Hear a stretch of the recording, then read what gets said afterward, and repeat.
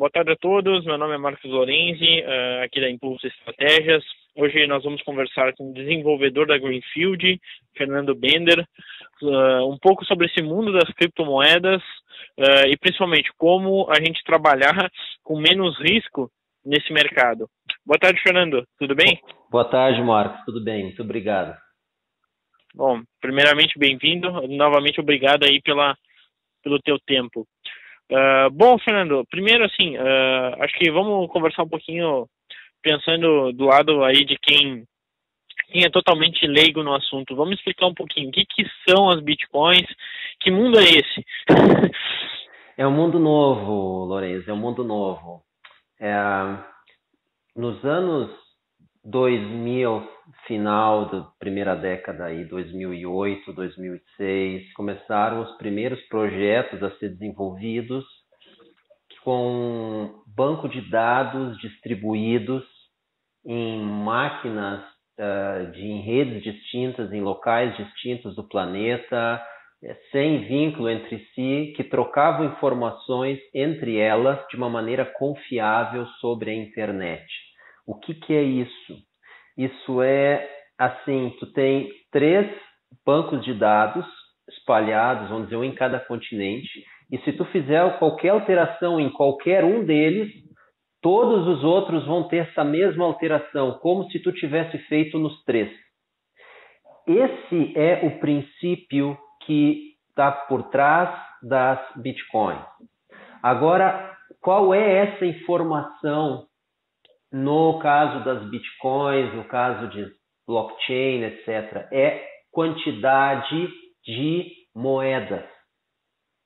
Então, a única informação que elas trocam é quantas moedas eu tenho em cada conta e quantas moedas foram transferidas de uma conta para outra. Essa é toda a informação que a blockchain tem. O que é a blockchain? É a estrutura em cima da qual rodam as bitcoins, as ethereums, etc. Então, o que acontece? Essas criptomoedas ou essas moedas, essas coins aí que o pessoal está falando, tu citaste, Bitcoin, Ethereum, Ripple, etc., todas elas são informações nesses bancos de dados distribuídos e é só isso que circula de um lado para o outro. Um exemplo no mundo real, o banco é isso. Os bancos, bancos comerciais, onde a gente tem conta bancária, cartão, cheque, etc., o único registro que eles têm é quanto dinheiro a gente tem na conta corrente, no investimento, no cheque especial, no consignado, etc. Então, a única informação que eles guardam é números. Só que esses números querem dizer quantos reais nós temos de crédito, de débito, em dívida, em consignado, em investimento nessa aplicação, naquela aplicação, e eles registram isso. Só que é um registro centralizado. Um banco tem só os dos seus clientes e de nenhum outro. Porém, com blockchain, esses registros eles poderiam ser compartilhados entre diversos bancos. Por exemplo, um banco pode saber o saldo que um cliente do outro banco tem. Blockchain funciona assim. Só que qual é a informação que eles têm? Não é o dinheiro em reais, não é dinheiro em dólar, são as bitcoins, são as ethereum, são as Ripple, são essas criptomoedas que surgiram de 2008, 2010 para cá. Estão surgindo novas, mas a estrutura por trás delas essencialmente é essa. Registro de quanto dinheiro cada usuário tem na sua conta e quanto ele transferiu para quem. É isso. Show de bola. E então hoje a gente pode considerar, deixa eu formular bem essa pergunta para ficar claro o que eu quero dizer. Hoje a gente pode considerar então que bitcoins e até as principais, estendendo um pouquinho, né? As principais criptomoedas são como moedas de verdade, né? Então elas têm realmente um valor, né? São moedas como as de verdade. O que são as moedas de verdade?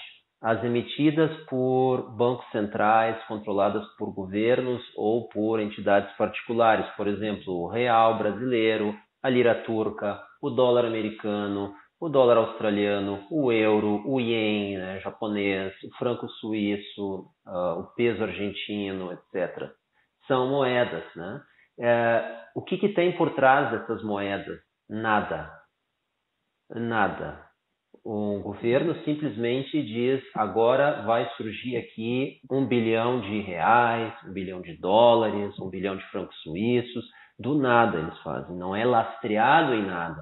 Eles não têm uma relação, por exemplo, para cada quilo de ouro que eles têm em reserva, eles emitem tantos milhões de reais ou tantos milhões de dólares. Isso não existe. Isso seria lastro em ouro. As moedas que existem hoje não têm lastro em ouro, em prata, em bronze, em cobre, em latão, em nada. É simplesmente papel. Entendi. Essa questão do lastro até, ela, na verdade, ela existia antigamente, né? Exatamente. Em 1970, em algum momento ali, os Estados Unidos interromperam o lastro que eles tinham em ouro. Porque antes o dólar era uma espécie de cheque ao portador que poderia trocar em qualquer momento 20 dólares ou 35 dólares por uma onça de ouro. 35 dólares por uma onça de ouro. Hoje, essa mesma onça de ouro está custando 1.200 dólares. Tá? Uma desvalorização de 40 vezes, ou seja, 97,5% de desvalorização em 30 anos. A gente pode dizer, então, hoje que a gente não compra mais ali a nossa comida, paga a nossa luz com algo real, digamos assim, né? A gente paga... Exatamente, é dinheiro de banco imobiliário. Sim, não, show de bola. Show de bola. E nesse cenário atual, assim, como é que tu vê com relação às criptomoedas, a resolução de problemas atuais? Bom, o primeiro deles é que enviar dinheiro de um lugar para o outro se torna como mandar um e-mail de um lugar para o outro. Só isso é fantástico, libertador e revolucionário. Por quê? Tu lembra do mundo como era antes do e-mail? Cartas. E era bastante complicado. Para mim mandar uma carta para ti, eu tinha que entregar essa carta para uma pessoa, o agente do correio, que transferia isso para um outro agente do correio, que levava entre uma distância e a outra dos nossos pontos, e uma terceira pessoa dessa agência do correio levava ela para ti. Assim hoje é enviar dinheiro. Eu entrego dinheiro para um agente bancário, pode ser via transferência eletrônica, mas passa pela minha agência no banco. A minha agência no banco entra em contato com a tua agência no banco, e aí tu recebe, e esse contato entre as agências é comunicado ao Banco Central. É a mesma estrutura, só que para envio de dinheiro. Isso torna-se caro. Como torna-se caro? Tu vai pagar em torno de 5 a 10% para enviar uma quantia de dinheiro. E se tu está pensando que tu está fazendo uma ajuda humanitária, por exemplo, quer fazer uma doação para uma comunidade carente, que tu está vendo no outro país que está sofrendo, 10% disso vai ficar em taxas. Ou se tu quer enviar dinheiro para um familiar teu, 10% disso vai ficar no caminho. Quando tu envia um e-mail, ele não passa por ninguém. Quando tu envia dinheiro via Bitcoin, via Ethereum, não passa por ninguém. Chega tudo do outro lado. E isso permite uma diversidade de aplicações, porque tu ganha também velocidade. Uma transferência financeira hoje pode levar até 3 dias úteis para se completar. Sim. Uma transferência de Bitcoin leva no máximo 1 hora, 2 horas, vão a 4 horas. Tem algumas que são em minutos. E isso vai fazer mais pessoas usarem isso. Tu pode, o comércio eletrônico, por exemplo, fica muito mais fácil de comercializar, fica muito mais barato. Então, olha quantos modelos de negócio, quanta agilidade trouxe para as empresas o advento do e-mail. Imagina agora o advento de uma transferência de dinheiro sem custo e praticamente instantânea. Ninguém tem a completa ideia do que vai acontecer de bom para as empresas com isso aí adotado em massa. É isso. Show de bola. Show de bola. Então, a gente acaba, a partir desse momento que a gente entende um pouco mais desse mundo, a gente começa a perceber o que a gente pode ganhar de fato de dinheiro até real, né? Digamos assim, né? Sim, tu fala o lucro, né? No trade, por exemplo, né? Por exemplo, eu não preciso necessariamente usar o dinheiro como meio de pagamento. Eu posso usar o dinheiro como um ativo financeiro para me tentar algum lucro aí numa transação. Eu compro e vendo e troco de uma moeda para outra e nessa mudança eu ganho. Por exemplo, com reais eu compro dólar, o dólar valoriza, depois eu vendo o dólar e pego mais reais do que eu tinha antes. Imagino que é isso que tu está te referindo. Sim, um pouco disso também, e até eu acho que uma questão que pelo menos a gente tem recebido muitas perguntas, né? E aí entra nessa questão de uso de bitcoins ou até outras criptomoedas, né? Eu vejo hoje, e aí tu pode até colocar mais opções, né? Mas a gente tem hoje a primeira opção de compra direta de bitcoins, né? Então eu comprar de outra pessoa que possui, mas eu posso aumentar esse meu ativo de outras formas também, né? E não só fazendo, no caso, a mineração, como o pessoal ainda fala bastante, né? E a gente sabe que aqui no Brasil a mineração é muito cara, né?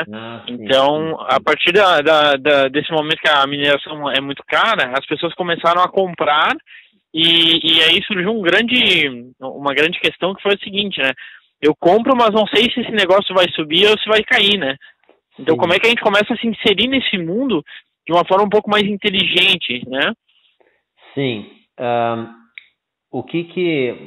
Só retomar esse aspecto que ele é interessante. A mineração é duas coisas ao mesmo tempo. É autenticar uma transação e obter, por isso, criptomoedas naquela estrutura que está se autenticando. O que é isso? Tu tem entidades, tu tem computadores, tu tem máquinas que fazem parte da rede que estrutura esse fluxo de criptomoedas, que faz parte de uma blockchain, e o único papel que elas têm é manter a integridade dessa rede. O que é isso? É garantir que as transações, esse fluxo de dinheiro que está passando por ela, que essas transações sejam autênticas. E para que isso aconteça, elas têm que ser autenticadas. E isso tem um custo de processamento. E não em todas as tecnologias, mas nas tecnologias que estão sendo implementadas e vigentes majoritariamente. Tem um custo para isso acontecer. E por conta disso, quem participa é remunerado com próprias moedas das transações que eles autenticam. Por exemplo, se tu tem uma máquina autenticando transações na blockchain que suporta Bitcoin, toda vez que uma determinada máquina ou grupo de máquinas consegue o direito de autenticar uma transação, eles ganham Bitcoin. Quando eles conseguem autenticar Ethereum, eles ganham Ethereum. E assim vai. Então, esse é o processo que eles se remuneram. Isso é uma forma, foi a primeira forma de se, vamos dizer assim, ganhar dinheiro com criptomoedas, né? Essa maneira foi a primeira que existiu. Aí a segunda, as pessoas começaram a comprar essas moedas acreditando numa valorização, que faz sentido, porque o percentual da humanidade, a gente pode falar assim, porque são moedas globais. Eu acabei nem comentando isso, porque eu considero isso secundário ao fato da transferência de dinheiro ser direta e rápida, mas elas são globais. Por exemplo, o dólar é americano, o franco é suíço, o real é brasileiro. As bitcoins não têm nacionalidade, elas são moedas globais. Isso é a primeira experiência que a gente tem no mundo com isso. Na realidade, o ouro é uma moeda global. O ouro e a prata são globais, não são emitidos por ninguém, eles são disponíveis na natureza, né? Mas, então, vamos dizer, essa é a primeira experiência digital, ou moderna, tecnológica de uma moeda global. Então, o percentual da humanidade que usa criptomoedas é muito pequeno e é natural que quando essa base duplicar, triplicar, tentuplicar e mais ainda, o preço dela suba. Sim, só que qual vai ser o preço de equilíbrio final ninguém sabe. Ninguém sabe. Tá? É uma experiência nova, então tu não tem como olhar para trás e dizer, aconteceu alguma coisa parecida, sabe? E isso é bem interessante, deixa eu só fazer esse parênteses. Em 1670, 1700 por aí, existia uma febre, foi a primeira bolha que teve, não foi a primeira, foi a segunda, é a chamada doença holandesa, ou a bolha chamada tulipa holandesa. Uma tulipa, uma flor, uma tulipa plantada na Holanda, nessa época, chegou a valer um imóvel na Champs-Élysées, centro de Paris. Tu acha que tá lógico isso? Tá. O Isaac Newton perdeu dinheiro no mercado de ações quando a Companhia das Índias Orientais britânica lançou ações e teve o crash, subiu e caiu. Isaac Newton, e aí ele formulou uma frase assim: eu sou capaz de prever a dinâmica das estrelas, mas não a demência das pessoas, uma coisa assim. E aí tem aquela frase clássica do mercado, que é: o mercado pode se manter racional por mais tempo que tu consegue te manter solvente.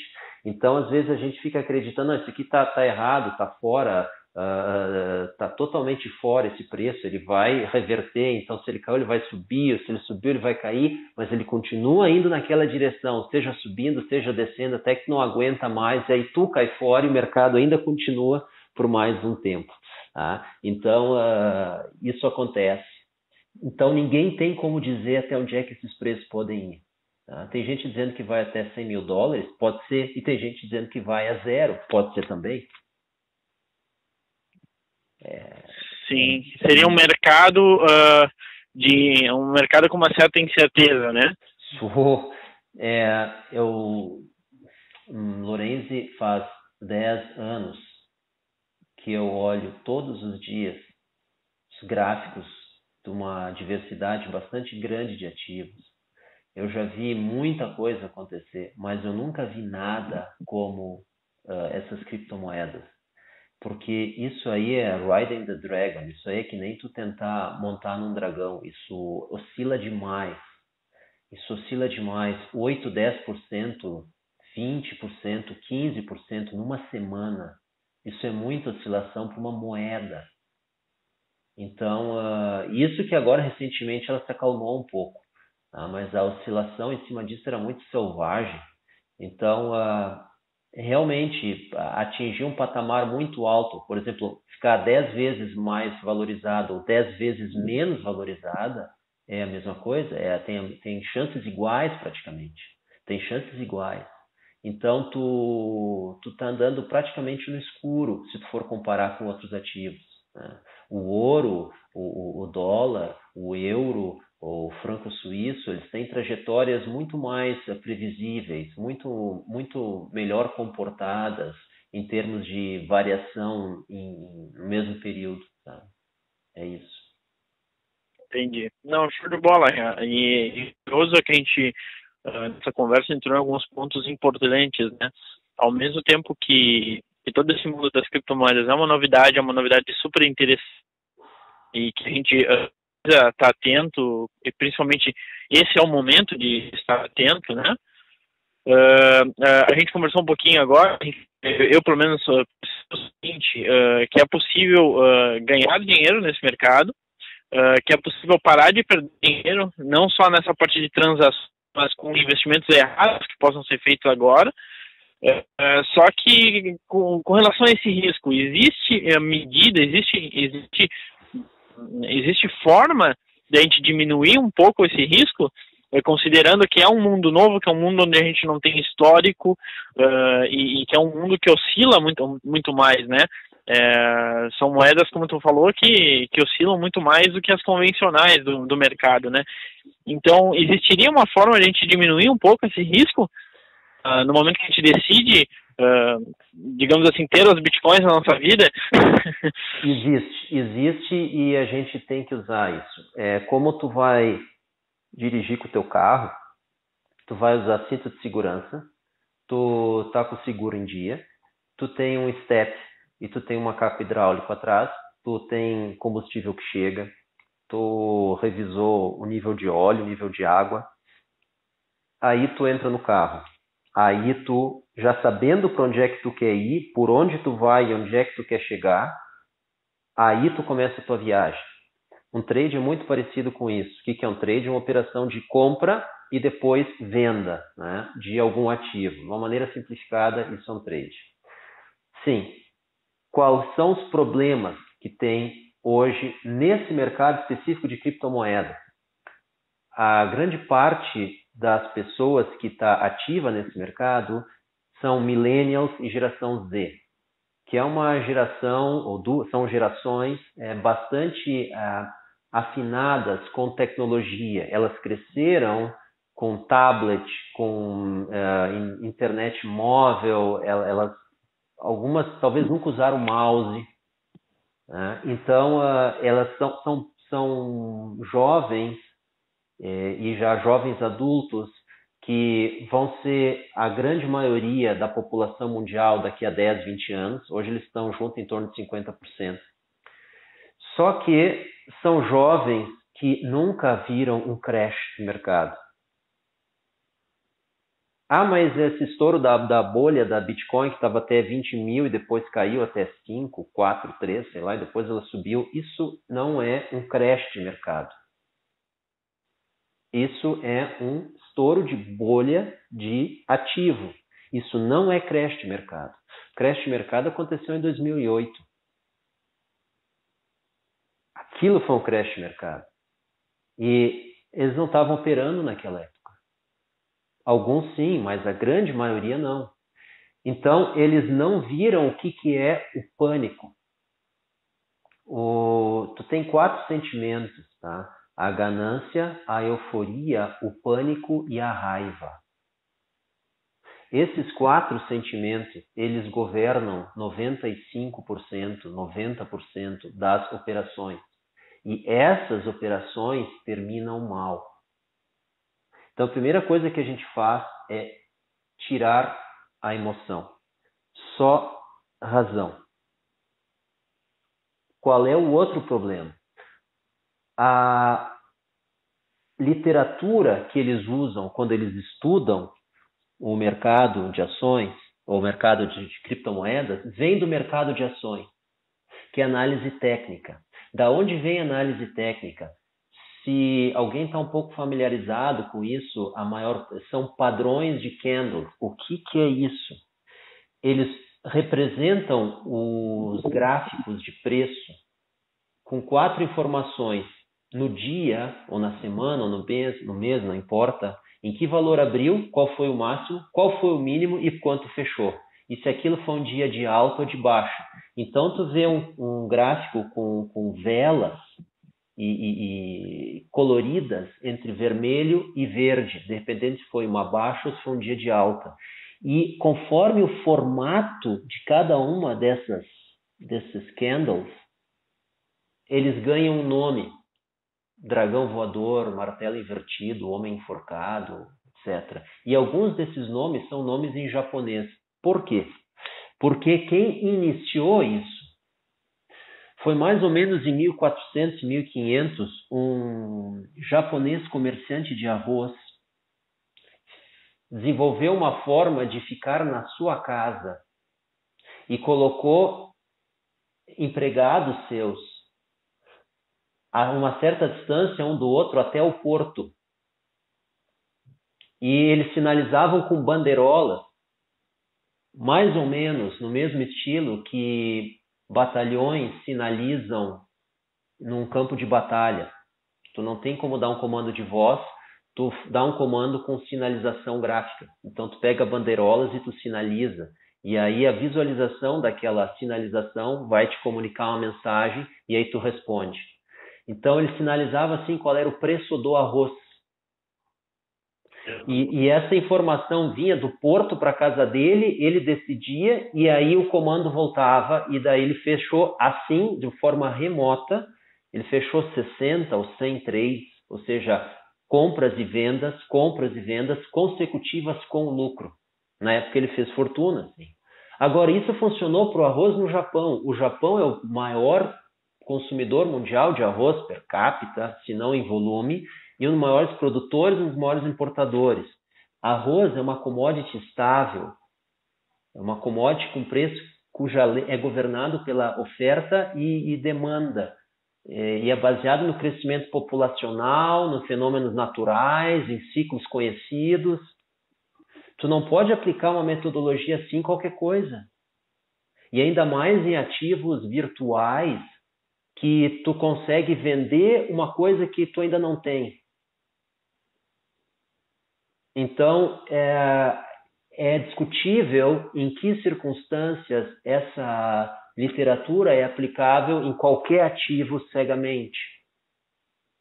Mas a gente consegue aplicar bastante bem em ouro, bastante bem em cobre, mas tu está falando de ativos que têm uma natureza muito próxima do arroz. A diferença é que a origem de um é o plantio e da outra é a mineração. Mas tu vai fazer isso em fundos imobiliários ou seguros de crédito imobiliário, onde tu pode apostar contra, aí já tem liquidez variável, não, aí já é arriscado. Então, estão se baseando em literatura que não é apropriada, pode não ser apropriada. Então, na verdade, o que a gente pode concluir disso é que, como é que eu vou dizer da forma mais simples, que na verdade os fatores preço de Bitcoin são diferentes dos fatores que influenciam os preços desses outros ativos que estão acostumados. São sim. Porque o core inicial, os principais participantes desse mercado foram os entusiastas. E eles, entusiastas tecnológicos, os entusiastas libertários, aquele pessoal da computação que usa o software livre, que desenvolve e faz software gratuito, porque eles querem ver as pessoas usando programas muito bons sem terem que pagar. Essa é a filosofia por trás dos primeiros adeptos das criptomoedas. Isso é um pessoal que comprou por convicção, com expectativa de lucro zero, o pessoal que não tem apego ao ganho pecuniário, o pessoal que tem apego à sociedade que eles querem. É um pessoal que tem apego ao compromisso social de liberdade, de igualdade, de condições homogêneas de competição, de facilidade de acesso, etc, etc. É isso. Esse grupo jamais vai abandonar uma proposta como essa, porque agora os preços estão caindo. Eles talvez não comprem mais, mas eles vão ser eternos mantenedores disso, que eles chamam de holders. Depois começaram a entrar um segundo grupo, que é o grupo que está querendo especular com isso. Está vendo, está subindo, eu quero ganhar também, mas não necessariamente informado sobre como funciona a tecnologia, como funciona esse projeto, e se esquece que isso é uma moeda, isso não é uma ação. Se tu compra uma ação de uma empresa, tu te torna sócio dessa empresa, tu vai receber lucro, tu vai receber a tua parcela de lucro, tu vai receber a tua parcela de juros sobre capital próprio. Tu é sócio dela. Agora, quando tu compra uma moeda, não interessa se é dólar ou se é Bitcoin, ela não paga dividendos, ela não paga juros. Se o preço não variar, tu não ganhou nada. Então, existe talvez uma percepção equivocada disso. de que ativo eu estou comprando. Por exemplo, se tu comprar ouro e tu comprou uma onça de ouro, tu vai ter uma onça de ouro para sempre. E tu só vai te beneficiar dela no momento que tu liquidar ela, ou seja, tu vender. Então, simplesmente comprar e esperar que um dia vai chegar no valor, isso pode não acontecer. E quem trabalha com moeda sabe que se caiu 10%, tu perdeu 10%. Aquela ideia de que se eu segurar e não liquidar, eu não perdi, isso não existe. Porque, por exemplo, tu tem ações que pagam 10% do preço ao ano em dinheiro. Então, se tu comprar a ação da empresa por R$100 e tu segurar ela por 10 anos, tu recebeu R$100 da própria ação. Se ela continua valendo R$100, tu ainda pode vender ela pelo mesmo preço que tu comprou e tu vai ter 100% de lucro. E o preço nunca subiu. Isso não acontece com uma criptomoeda. Não Bitcoin, não Ethereum, não a Ripple.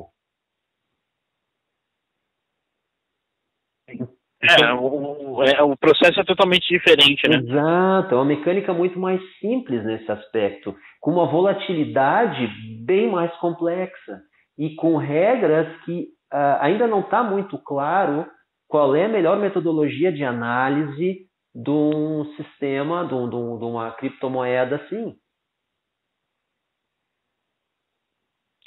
Entendi. É isso. Não, show de bola. E um ponto, então, que a gente tem que cuidar, principalmente quem está não só começando a investir, mas quem já está operando nessa questão de compra e venda, digamos assim, no que é chamado de trading, a gente tem diversas opções no mercado que auxiliam, né?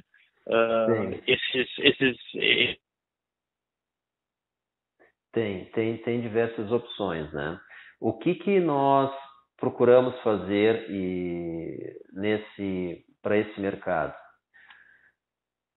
Métodos tradicionais que não funcionam para esse modelo novo, né? Porque o que acontece? Uma coisa deu certo uma vez, outra coisa dá certo de uma maneira consistente. Tá? Então, existem softwares, existem metodologias.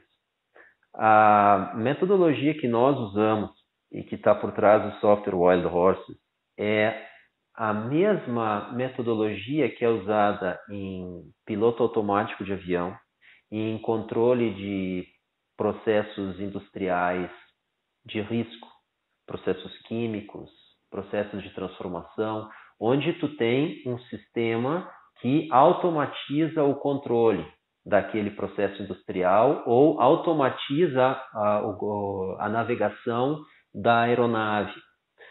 Toda vez que tu está viajando com o avião e o piloto ele sai da cabine e vem cumprimentar as pessoas, quem está mantendo aquele avião no curso é um piloto automático. Esse piloto automático não usa inteligência artificial. Ele usa um tipo de modelagem por amostragem. E nós usamos esse tipo de metodologia ali.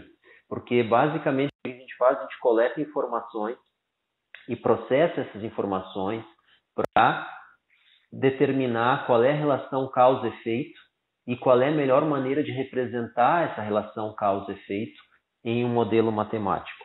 E aí nós geramos em torno de 2.600 modelos matemáticos para uma previsão. E aí nós começamos a ter uma ideia de para onde os preços vão, baseado nesses modelos todos que foram gerados, a gente determina qual é a melhor escolha para esse momento atual. Ou seja, a gente reconhece na nossa metodologia que as forças que governam os preços, sejam elas quais forem, elas variam em qualidade, ou seja, quais são essas forças, e em quantidade, com quanto cada força está contribuindo. E a gente captura isso e evolui isso ao longo do tempo. Isso não é inteligência artificial, mas isso é uma metodologia que a nossa humanidade está usando desde o final da Segunda Guerra até atualmente. E ela tem sido usada com bastante sucesso e aplicada em todo o mundo, e nós estamos usando isso agora para esse tipo de ativo. Entendi. E essa metodologia, ela é usada por mais empresas desse mercado? Ou é algo novo, é algo desenvolvido por vocês? Me conta um pouquinho sobre isso aí. Tá. A metodologia não é nova. Ela começou a surgir provavelmente em 1800. Tá? E no que ela é baseada? Ela é baseada na seguinte premissa: qualquer motivo, qualquer diretriz, qualquer driver de mercado, qualquer força agindo no mercado que seja relevante, ela vai se refletir nos preços. Então, nós olhamos não só os preços, mas nós olhamos, por exemplo, o volume de negociação, por exemplo. Então, nós observamos essas variáveis, entre outras, e que nós entendemos que são relevantes para a formação dos preços e relevantes para capturar efeitos externos. Então, o futuro é imprevisível. Mas, uma vez que acontece um evento chave, o efeito dele nos preços a gente consegue acompanhar e, a partir dali, fazer um ajuste. Por exemplo, se amanhã o presidente de um país disser estamos assumindo as criptomoedas como dinheiro oficial nosso, não tem como prever isso. Mas uma vez que isso acontecer, tem como capturar o efeito que isso passa a ter nos preços e aí ajustando os modelos de acordo. Então, na ocorrência do evento, tu tem um erro maior e a partir dali tu converge para a trajetória que os preços estão indo. E aí tu consegue enxergar na frente. Isso é uma coisa. E como não dá para ter só uma lanterna, imagina que tu quer entender o que está ao teu redor. Tu não pode olhar só com uma lente, tu tem que olhar com outra. Tu vai usar infravermelho, ultravioleta e tu vai usar a luz natural. Então, conforme onde estiver se movimentando aquilo que tu quer ver, tu consegue enxergar. Então, nós temos uma forma independente também do nosso software de fazer essa análise, que é o enquadramento dos preços em canais. Isso tem uma vantagem muito grande, porque isso projeta na frente, é como luz alta quando tu está dirigindo. Tu enxerga bem mais longe para onde os preços vão se a relação de força se mantiver assim. Agora, como é que eu consigo identificar uma mudança brusca? E aí a gente tem o nosso índice de força dos preços, que tu pode ter uma variação muito grande nos preços, mas se ele tiver pouca força, ele provavelmente vai retornar. E se tu tiver um movimento pequeno, mas com força crescente, provavelmente ele vai se manter e vai acelerar essa trajetória. Então, a gente consegue ter antecipadamente uma percepção de onde isso está indo. 95% ou 99% do mercado utiliza de uma ou outra forma inteligência artificial e redes neurais. Qual é o problema disso? O problema dessa metodologia é que ela não consegue capturar o que a gente chama de não linearidades nos preços. O que quer dizer isso? Se o preço do dólar influencia Bitcoin de uma maneira linear, ou seja, dobra um, dobra o outro, ou dobra um, o outro cai pela metade, essa metodologia captura isso. Mas se de repente essa relação ficar quadrática, por exemplo, o dólar dobra, a Bitcoin leva ao quadrado, ele perde a capacidade de reconhecer essa dependência. Enquanto a nossa metodologia mais tradicional, ela consegue mais rapidamente perceber essa mudança e se ajustar a isso. É uma metodologia bastante tradicional e ela é importante porque imagina que tu está com um piloto automático de avião e tu tem uma queda de pressão, ele tem que conseguir retornar para o rumo.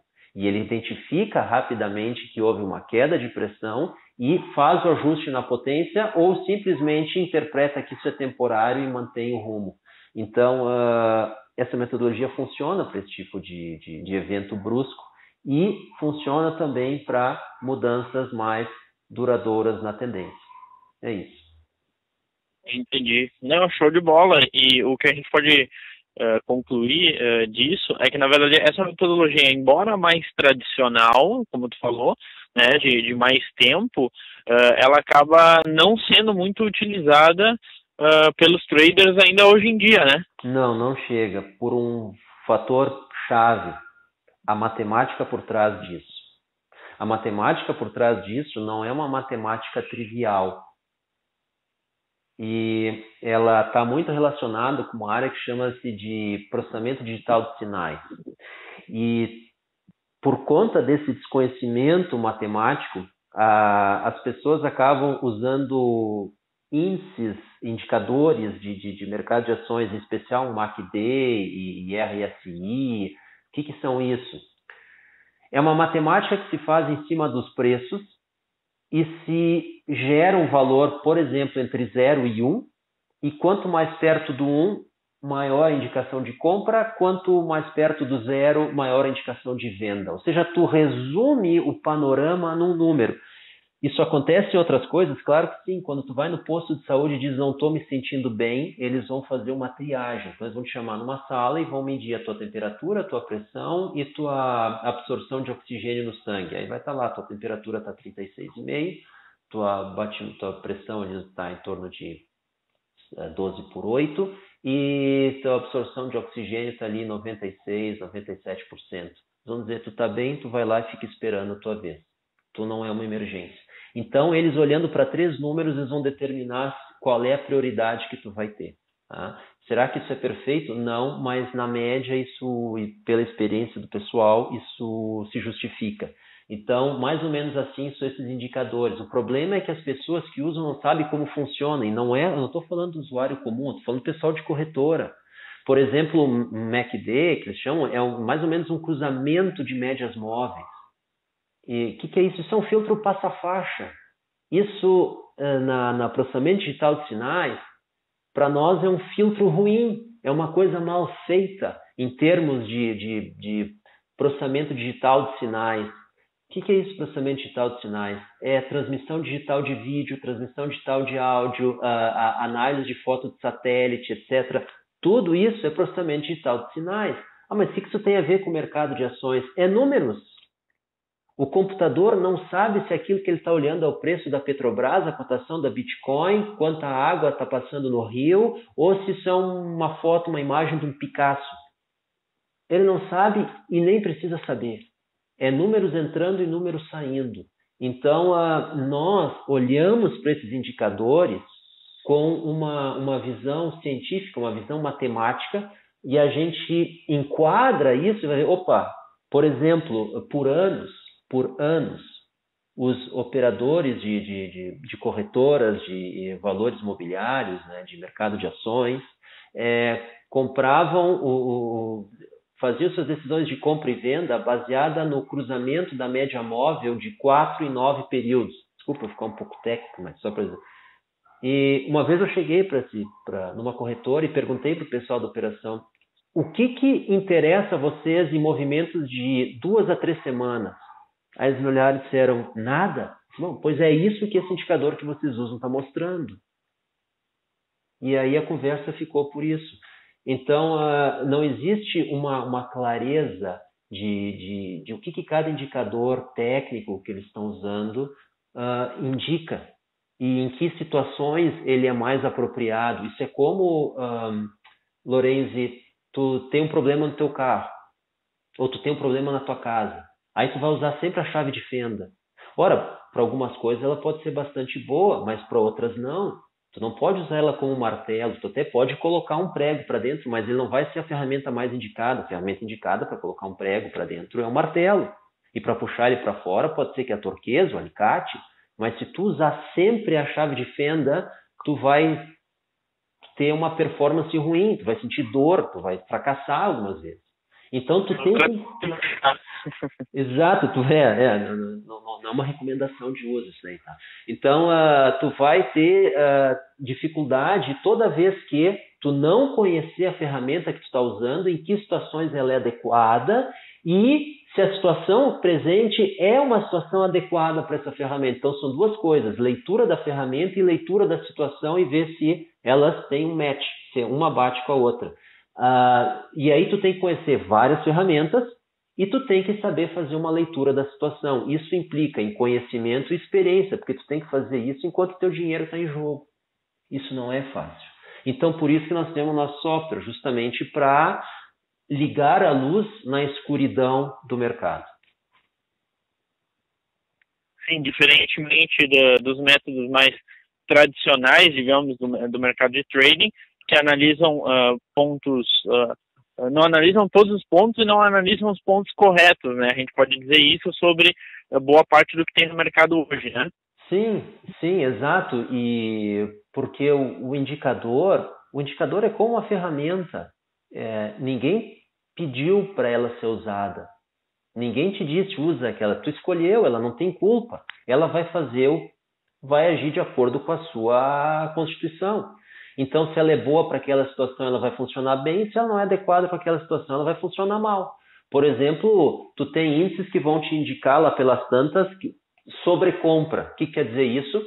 O indicador está dizendo que compraram além da conta. Tudo bem, mas se aquele teu ativo está numa tendência de alta, ele vai te indicar sobrecompra ao longo de toda a tendência. Enquanto que a leitura de sobrecompra sugere, olha, está na hora de vender, mas ele está numa tendência de alta.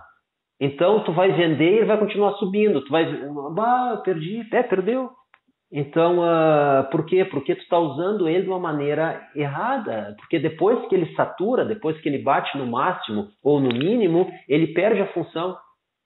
Né? É como tu tá abrindo a torneira e tu chegou no máximo da válvula, só que é uma rosca sem fim, então tu pode continuar girando a abertura dela, só que não vai sair mais água. Tu não precisa girar ela mais.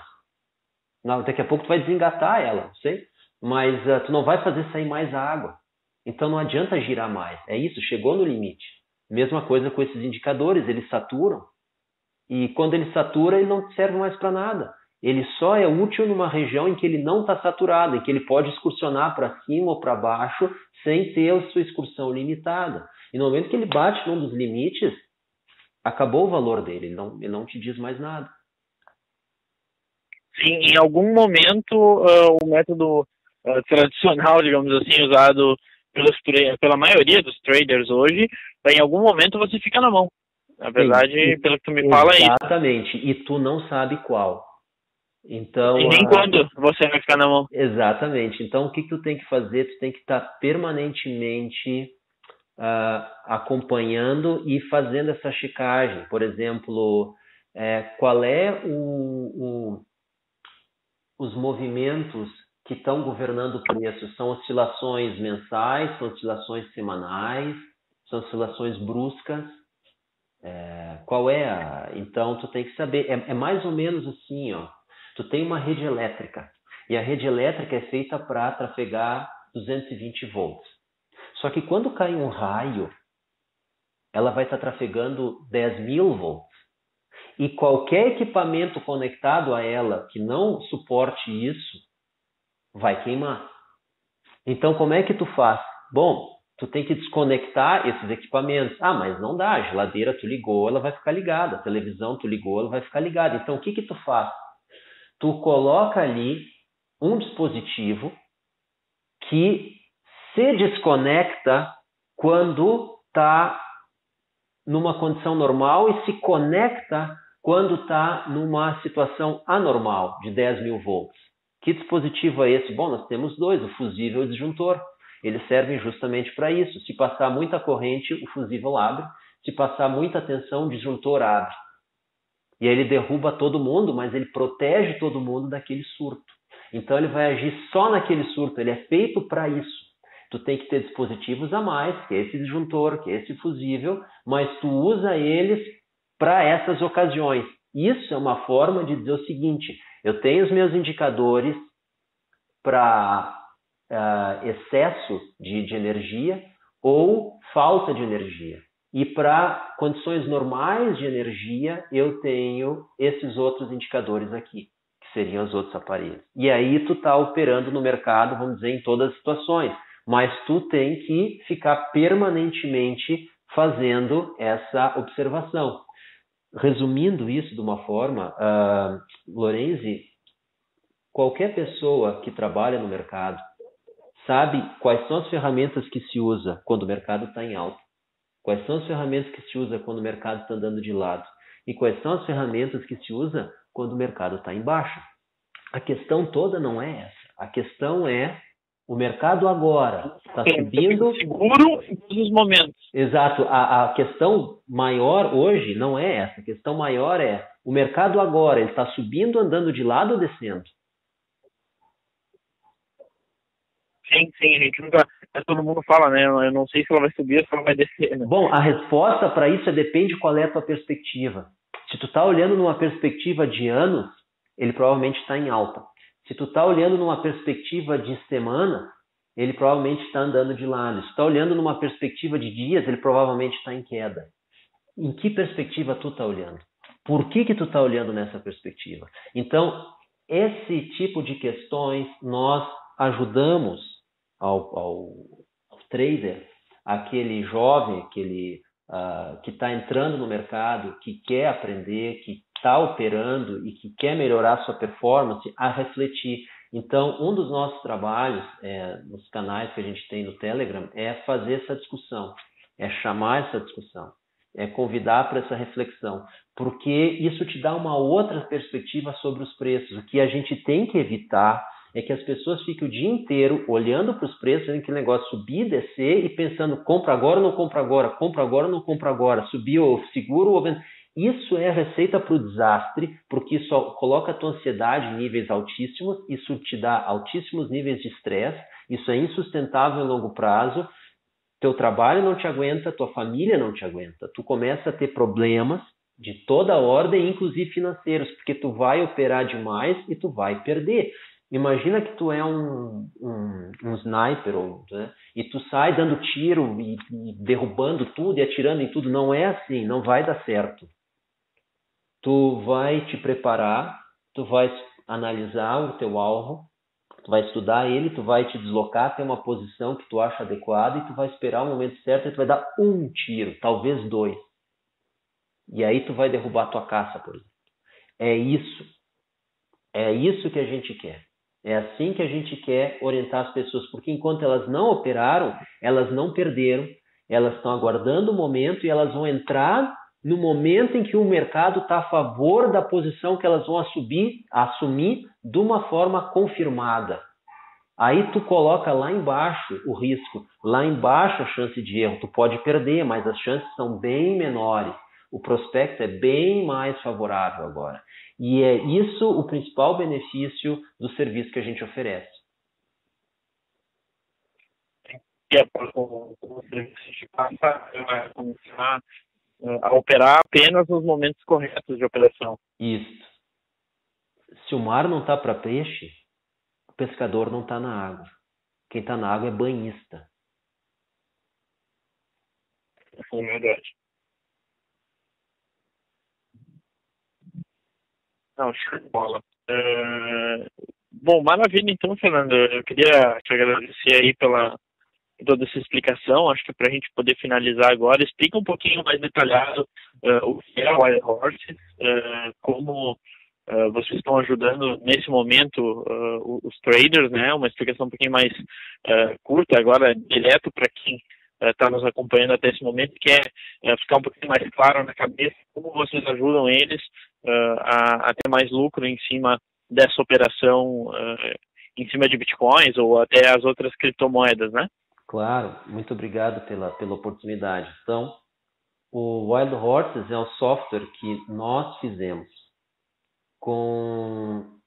Ele reflete a nossa experiência de mercado e o nosso conhecimento científico. Esse software nós usamos internamente, a gente não distribui software, ele é nosso, ele é para uso interno, uso próprio, e a partir desse software nós analisamos os preços, a tendência dos ativos, principais ativos, e mais recentemente estamos bastante focados em criptomoedas, em especial nas 3 principais, Bitcoin, Ethereum e Ripple. Nós, então, geramos análise a partir desses gráficos que o nosso software gera e nós estamos veiculando isso como vídeos no nosso canal do YouTube ou no nosso canal do Telegram. Então, nós divulgamos esses vídeos onde nós mostramos os gráficos, explicamos esses gráficos, interpretamos esses gráficos e comentamos eles. e, a partir dali, mostramos a nossa opinião sobre o que está acontecendo com o mercado, com os preços daqueles ativos e para onde eles podem ir, por quê. Isso retira a ansiedade do trader, porque ele começa a ter uma ideia para onde é que vai, ele começa a se planejar em função dessa expectativa. E isso é muito interessante porque isso força uma reflexão, força uma segunda opinião. E ele pode, então, com isso, formar a sua decisão, ele próprio forma a sua opinião de uma maneira mais racional, menos emocional, sobre quando ele vai comprar, quando ele vai vender e por quê. E aí o que acontece se ele começa a ter uma ideia de, olha, o preço chegou em tal valor, mas a chance dele continuar subindo é menor, eu vou vender agora. Ou ele ainda não chegou onde é que eu acredito que ele vai chegar, eu vou esperar um pouco mais. E aí ele consegue relaxar, aí ele consegue se afastar do computador e aí ele consegue operar com frequências menores, de uma forma mais espaçada. Lorenzi, eu olho só os preços no domingo de noite. Eu não me interesso do que está acontecendo com o preço durante a semana. E o software faz a mesma coisa. É isso. Show de bola, então, Fernando. Só para a gente, então, concluir uma última pergunta, para deixar um pouquinho mais claro quem acompanhou a gente por toda essa jornada. A principal diferença, então, entre os relatórios e o software que vocês estão oferecendo com as principais aí soluções do mercado. Se não quiser citar nomes, não tem problema, isso fica a teu cargo, mas só deixa um pouquinho mais explicado para a gente essa é a principal diferença, onde a gente ganha mais, onde a gente para de perder, onde a gente corre mais ou menos risco. O que acontece é que o mercado, nós fizemos um estudo do conjunto de soluções que tem para o investidor. Então, as soluções baseadas... Pode citar elas para nós? Claro, posso sim. Tu tem, por exemplo, software baseado I Know First, que seria um dos principais concorrentes. Eles, basicamente, te vendem uma planilha Excel, né, dados de uma planilha Excel, que tu vai te conectar e ele vai te mostrar o que pode subir, o que pode descer e qual é a probabilidade disso acontecer. E a partir dali a decisão é tua. Tu vai ter outros, por exemplo, Vantage Point, que é a primeira solução de análise técnica automatizada do mundo. Foi o primeiro software que surgiu na década de 70 nos Estados Unidos. E é um software. Então, eles te liberam o uso desse software e agora a operação dele é contigo. E tu tem, por exemplo, Euro Pacific Capital, da Peter Schiff, por exemplo, que é no outro extremo, onde tu confia o teu capital, o teu dinheiro a um especialista. E ele vai fazer a gestão. Então, tu tem desde soluções que te dizem uma informação, de uma solução que te dá uma ferramenta para tu operar e uma solução onde eles administram para ti todo esse capital. Então, esse é o range que existe de soluções no mercado. O que a gente se diferencia disso? No que nós nos diferenciamos? Nós entregamos a informação, sim, mas nós fazemos o que a gente acredita muito, que a gente chama de transferência tecnológica. O que é isso? Quem entra no mercado conhece muito pouco, tem pouca experiência nele. Qual é o nosso objetivo? É a autossuficiência. A gente quer que as pessoas que entram no mercado criem uma maneira de pensar, que seja conservadora e ao mesmo tempo lucrativa, e que elas desenvolvam essa postura de trader ao longo do tempo, e eles se tornem traders melhores usando a nossa ferramenta. A gente quer que essas pessoas criem a capacidade de operar por conta própria.